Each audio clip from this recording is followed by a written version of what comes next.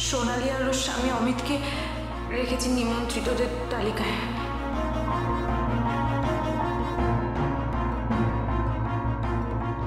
কাদের নাম নিলে বড় বৌমা? এই বাড়ির ছোট মেয়ে সোনালি। আর জানো এই বাড়িতে ওই নাম নেওয়া নিষেধ। প্রতি বছর পুজোর সময় মা দুর্গা নিজের বাপের বাড়িতে ফেরেন, আর সোনালি তো এই বাড়ির সব থেকে আদরের ছোট মেয়ে। বাবা, ও কি পারে না বছরকার এই দিনে নিজের বাপের বাড়িতে ফিরতে? বাবা, সব ভুলের কিছু না কিছু একটা ক্ষমা হয়। মা যে প্রতি বছর পুজোর সময় কাঁদে লুকিয়ে।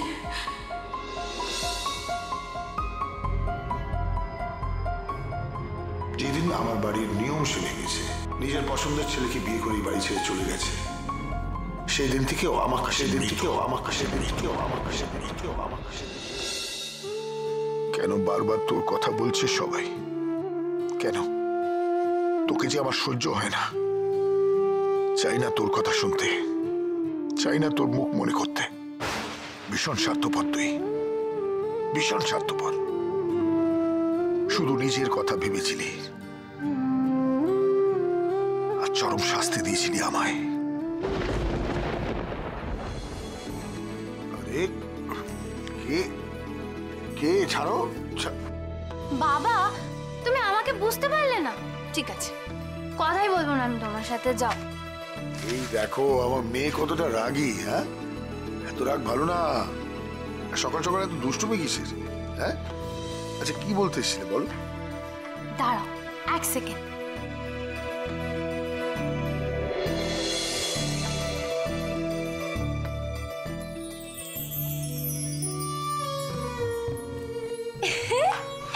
হ্যাপি বার্থডে বাবা, love you so much. Love you too Sonu, love you too. Thank you, thank you Sonu.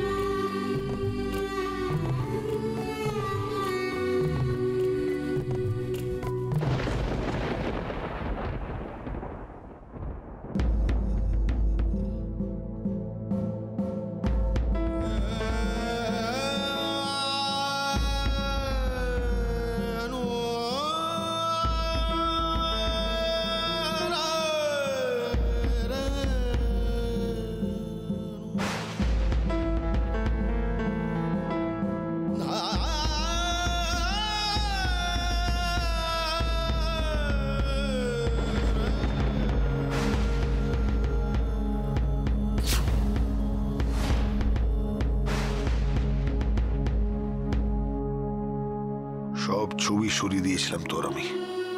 এই বাড়িতে এই একমাত্র ছবি লুকোনো ছিল আমার কাছে।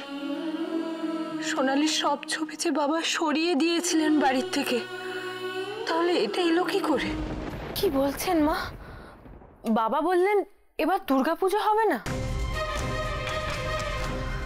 হ্যাঁ, তাই তো বললেন। কখন কখন বললেন এটা?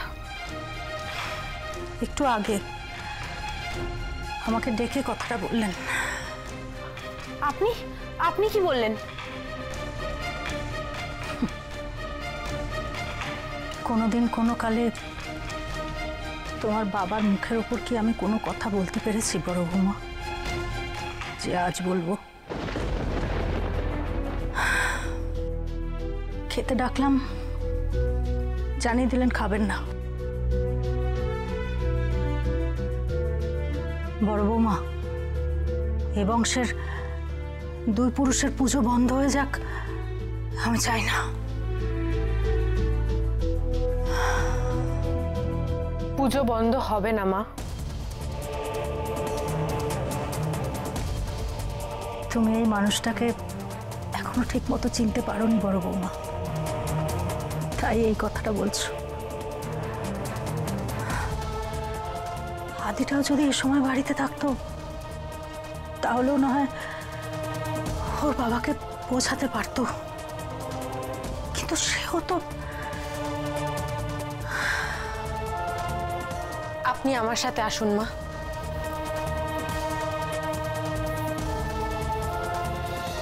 তোর আমি শেষ দেখে ছাড়বো, তুই আমার চিনিস না। আল্লাহ কাসম, এমন এমন জায়গায় আপনার সাথে দেখা হচ্ছে না, আপনিও ঠিক চিনতে পারছেন না আমি কে। থাকিস তো বস্তিতে, বারে গান করিস, তোর পরিচয় আর কি আছে রে? হ্যাঁ, ইনসানিয়ত, ইনসানিয়ত, মনুষ্যত্ব। মনুষ্যত্ব বলে একটা শব্দ আছে স্যার, যেটা হয়তো আপনার শরীরের মধ্যে একটুও নেই, আর আমার রক্তটা পুরোটাই ওটা দিয়ে গড়া। Right sir? এই তুই না, চলো আদিত্য, এরকম চিপ লোকেদের সাথে কথা বলে নিজের সময়টা নষ্ট করো না। চলো। বলেছিলাম না ওপর একটা। চল।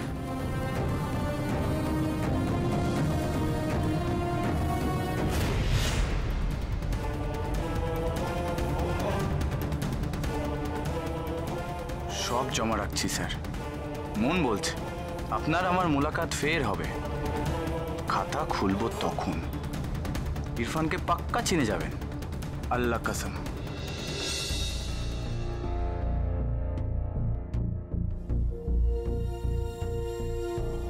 বাবা,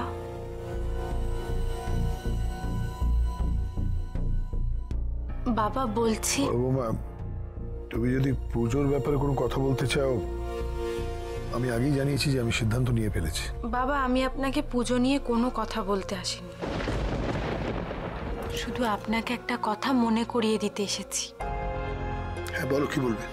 রাতে খাওয়ার পর আপনার দুটো ওষুধ থাকে বাবা, সেটা না খেলে যে আপনার শরীরটা খারাপ হয়ে যাবে।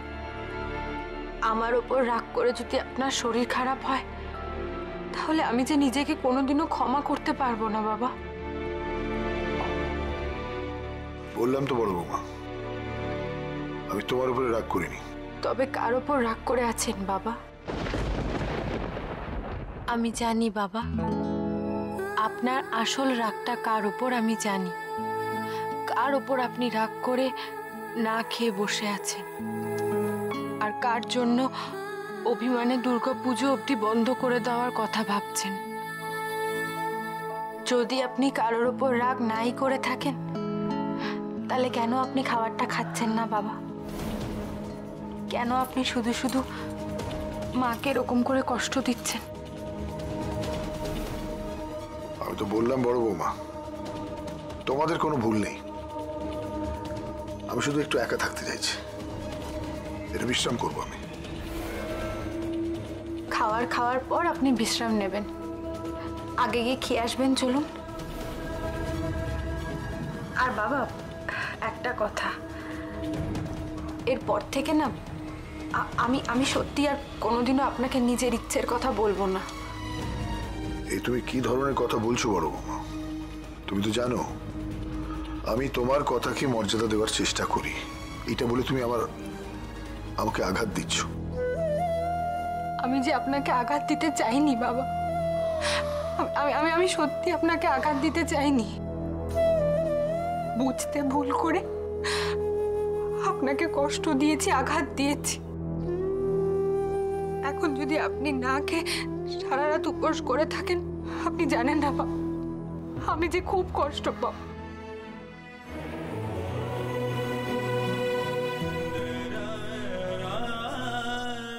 তোকে খেতেও হবে না আর তোকে থাকতেও হবে না বাড়িতে, বেরিয়ে যা। মা, তুমি আমায় তাড়িয়ে দিচ্ছ? হ্যাঁ দিচ্ছি, যা বেরিয়ে যা এখান থেকে।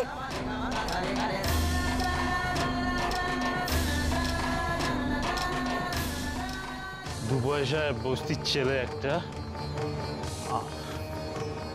আমাকে অপমান করছে। হ্যাঁ, হ্যালো, আমি সোনালি বলছি বৌদি।